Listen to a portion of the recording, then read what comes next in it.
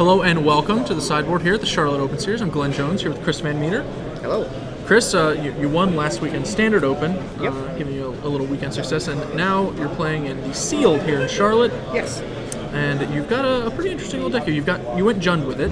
Yes. I think it's pretty popular to go with one of the shards so far, at least from what I've seen at the tables. A lot of 3-color decks, very few 2-color decks in here, spread reasonably thick across all 3 of your colors. So let's talk about how you arrived at Jund. Where did you start with when you first opened the pack, started sorting the cards? Where did you think you'd be? Well, I first started with black-red because I have 1, 2, 3, 4, 5, 6, 7 removal spells. That's pretty good.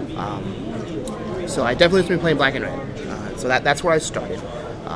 And then I started looking through like just what the good cards are. So when I first got all my cards, I didn't go through and like separate them out by color or guild. Sure. Like I went through and just took out all of the cards that are good and playable. And then from there I started to build my deck to see exactly what I had. So the black and the red were extremely powerful with the cards that I had. Unfortunately, I had to find a way to kill my opponent. So I have a Raw Zarek that's in my sideboard. Yeah, we've got him right here. And I also have a Scion of Vitugazi that's in my sideboard. Also an effective opponent killing tool. So both of those are good ways to kill your opponent, but those are like really the only cards that I had that I felt would be good. Like initially I started out with Grixis, but I have like a Windrake and like a Maze Glider and a Spurious Skywatch, and like that's just it. And in white, like I have the Scion of Vitugazi and the 3/1 for Strike Rock guy. And that was it. So like I just had no way to kill my opponent, even though I have these really sweet cards that I really like. So you turn to the trusty green creatures. Yes, so I played some dudes. I mean, I have Disciple of the Old Ways, Burning Tree Emissary, although you can play them if you're just red as well. Ceratok, Moss Dog, Rampage. I have 2 of the really good Blood Rush guys. They play well with Morg Burst. Yeah, Blood Rush and Morg Burst is a nice combination. I've been doing a little Morg Bursting myself.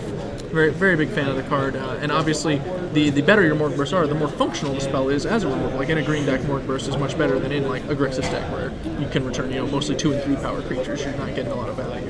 Absolutely, and it's also the type of card that lets you, especially like once your opponent knows that you have it, you can just like send your 2/2/2s into a 4/4, and they'll be like, well, do I block here and just let you draw a card and kill it, or like it just lets you make some sweet attacks. So you did keep to Jund 3 colors as we discussed, but you've got double Guildgate Promenade and a Verdant Haven to kind of fix your mana. So you actually have the option to splash. You could just use those 2 sources, add like just the Raul Zarek, or maybe go a little deeper. You could even play one of your other colors perhaps. So what pulled you away from that? Consistency.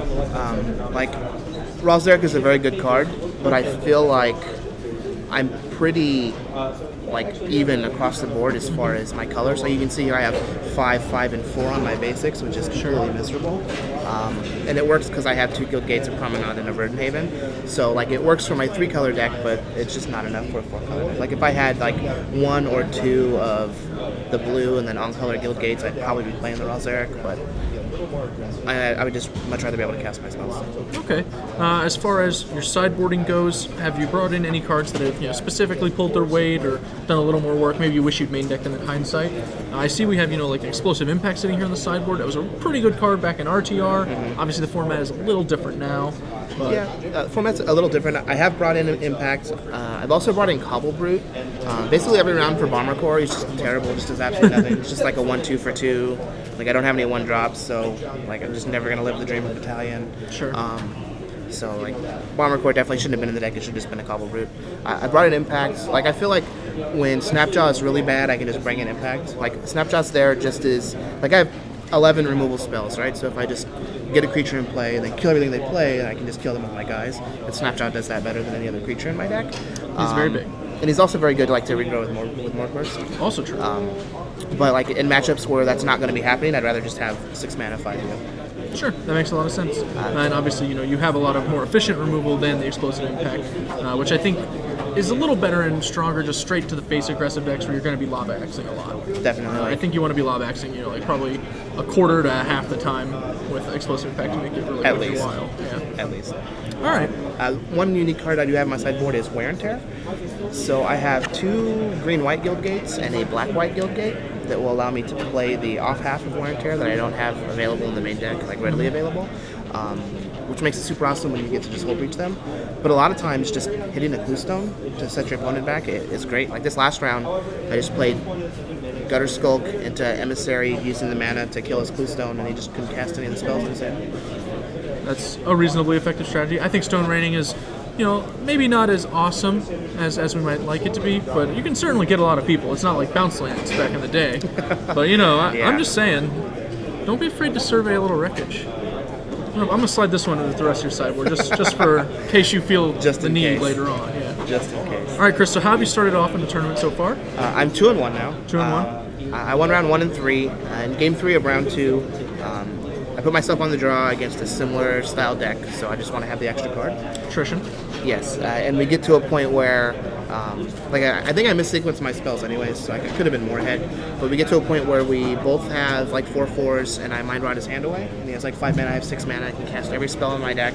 Like still have more burst, still have punish. Because like most of my removal spell, like my deck is just full of awesome spells. Okay. And I draw 3 lands in a row, and he draws Blind Obedience, Kingpin's Pet, and some good creatures. So that'll do it.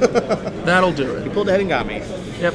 Well, sealed. Yeah, it's a format where just about anything can happen. At least anything within these 3 sets, and mostly commons and uncommons involved. All right, Chris. Well, next round will be happening soon enough. Thanks for dropping by and sharing your wisdom regarding your sealed pool. Appreciate it. Thank you. Good luck.